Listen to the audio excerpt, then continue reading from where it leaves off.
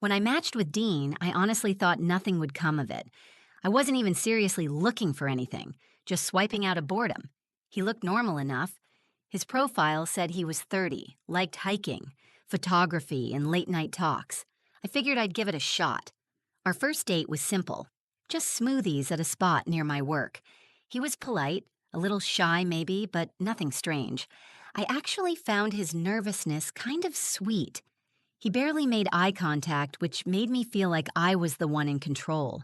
And after everything that happened with my last relationship, I liked that feeling. We went out again the following week, dinner this time. He picked a cute little Italian place I'd never heard of. We talked about our jobs, our families. He asked a lot of questions. At the time, I thought it just meant he was curious, but looking back, it felt like he was trying to collect pieces of me. He remembered things I had said word for word.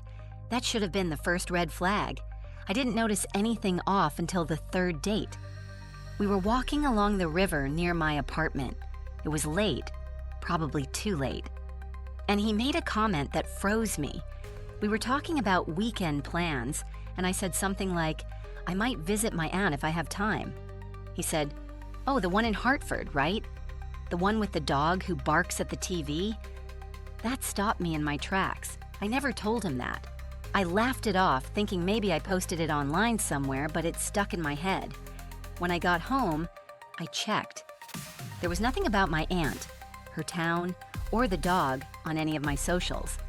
That's when the unease started creeping in. I didn't block him or anything.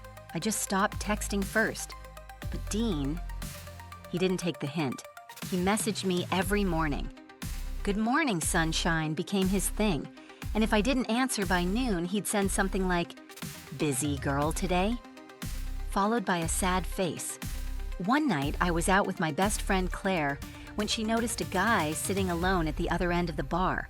She nudged me and whispered, "I think your stalker's here." I turned, and yeah, it was Dean.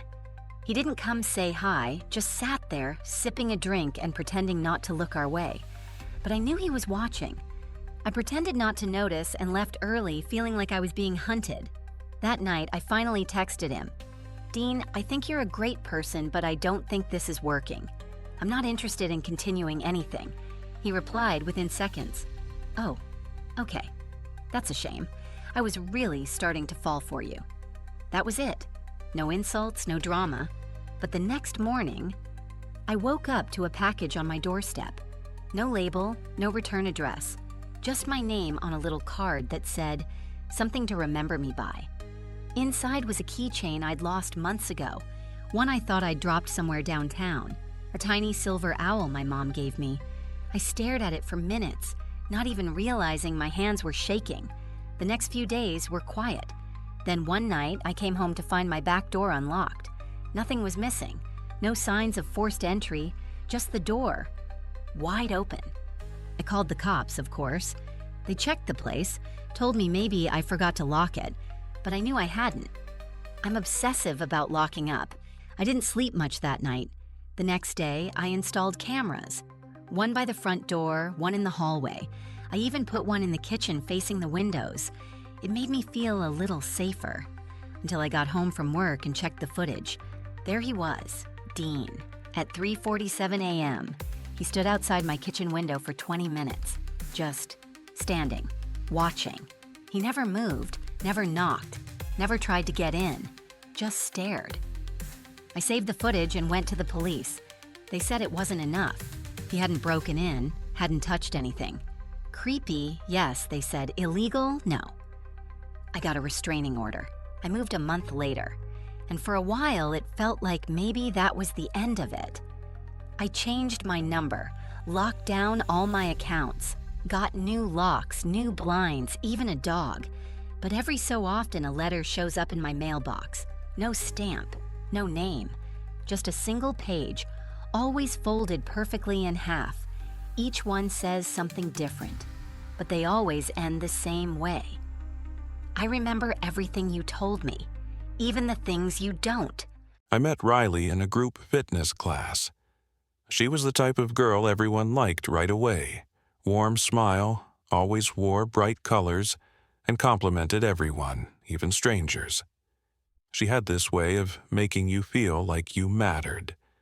And when she came up to me after class one day and said, "You seem like someone I'd be friends with," I felt genuinely seen.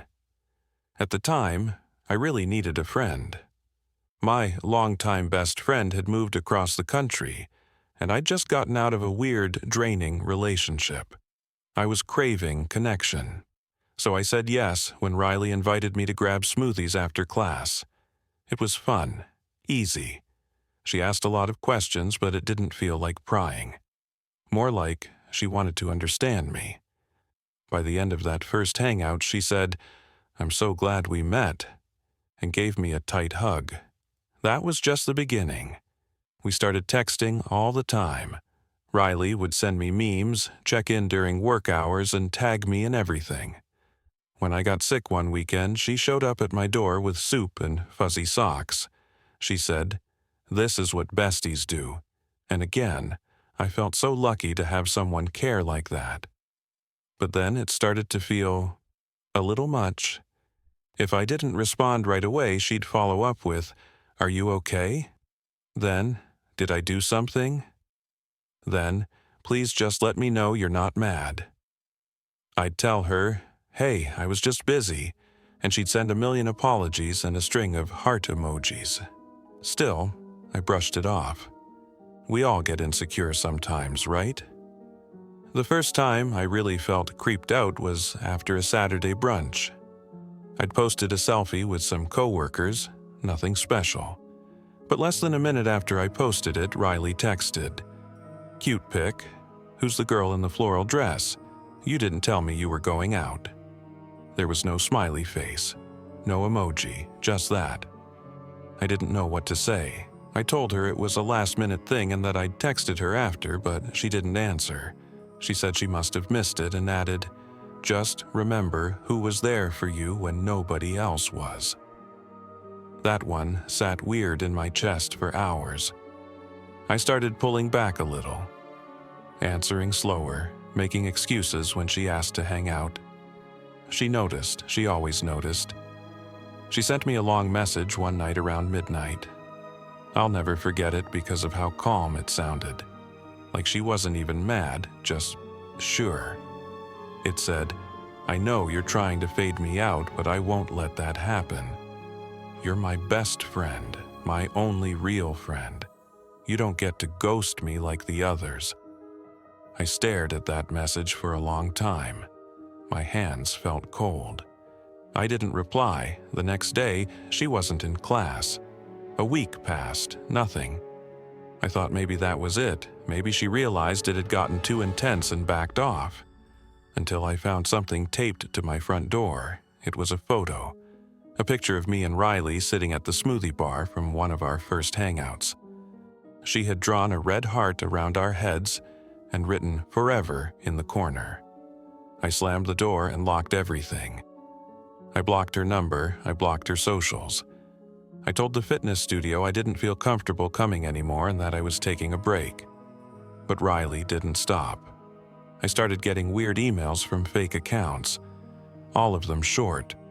Some were quotes from things I'd told her, things I'd said in private. One of them just said, "You think I don't see you? I see everything." Another said, "Do you still wear the blue hoodie when you're sad? I bet you wore it tonight." I called my mom. I told her everything. She begged me to call the police, so I did. They took a report, but said unless she made a threat or showed up, there wasn't much they could do. Just document everything, they told me. That night, I slept with the lights on. Around 2 a.m., my smoke detector went off. I shot up, heart pounding. There was no smoke, no fire. Just that shrill, awful beep echoing through the house. I walked through every room. Nothing, no smell, nothing burning. Until I got to the kitchen and saw my back door was unlocked. I always lock it, always. The next morning, my front doormat was gone. In its place was a folded note. It said, "You forgot." I like surprises. that was the day I filed for a restraining order. The court hearing is next week. I still don't know how she got in. I changed the locks, I got cameras. But some nights I still wake up to the faintest sound, like someone breathing outside my bedroom window. It was supposed to be a fresh start. Me and my two closest friends, Aaron and Marcus, had been talking for months about moving out together after college. Nothing wild, just a house where we could have some space, throw a few backyard barbecues, and not be breathing dorm air anymore. We found this rental in a quiet suburb. Nothing fancy, but the price was right. Big yard, clean kitchen. It even had a tiny guest house out back. Looked more like a shed with windows, but the landlord called it a bonus space. He told us nobody had used it in a while, but we could if we wanted. Aaron joked we should turn it into a man cave. I said it felt more like the kind of place you lock up during thunderstorms. We moved in during spring. Everything was fine the first week. Grocery runs, game nights, that kind of stuff. We mostly stayed in the main house, but one night, Marcus decided to check out the guest house. He came back saying, "It's weird back there. Freezing cold, like someone left the window open, but they're all shut." Aaron and I laughed it off, but Marcus seemed serious. He kept saying it gave him a bad gut feeling. A couple days later, I noticed something strange. Our trash cans had been moved, pushed right up against the back fence, even though we all kept them by the driveway. I asked the guys about it. They said they hadn't touched them. That night, I was up late working on a project in my room. Around 2 a.m., I heard gravel crunching outside my window. Not like a car, like footsteps. Slow, cautious. I peeked out, but I didn't see anything.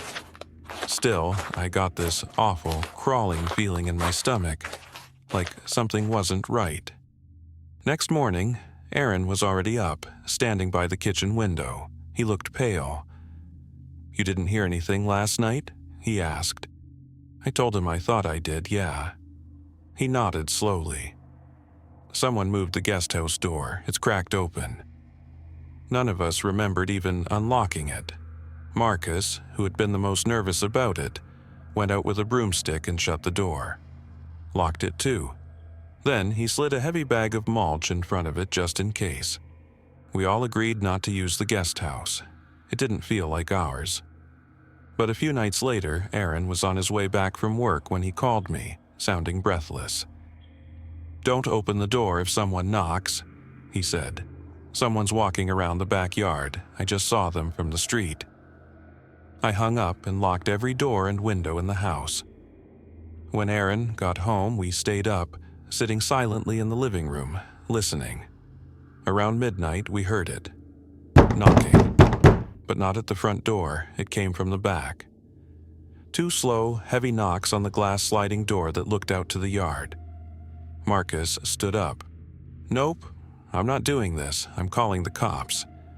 We stayed away from the door, but we peeked through the curtain. Nothing. The cops came about 15 minutes later.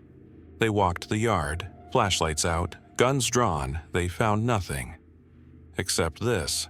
The lock on the guest house door was broken. And inside, footprints. Big ones. Like work boots. But no one was there. We asked the landlord to come out the next day. When he got there, he didn't seem surprised. He looked at the guest house and said something I'll never forget. "That thing's always been a magnet for weirdos. I've replaced that door 3 times. Why didn't he tell us that when we signed the lease? We didn't know what to do after that."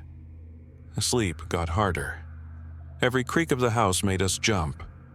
One night, Marcus yelled from his room, said he saw someone outside his window just standing there in the shadows watching him.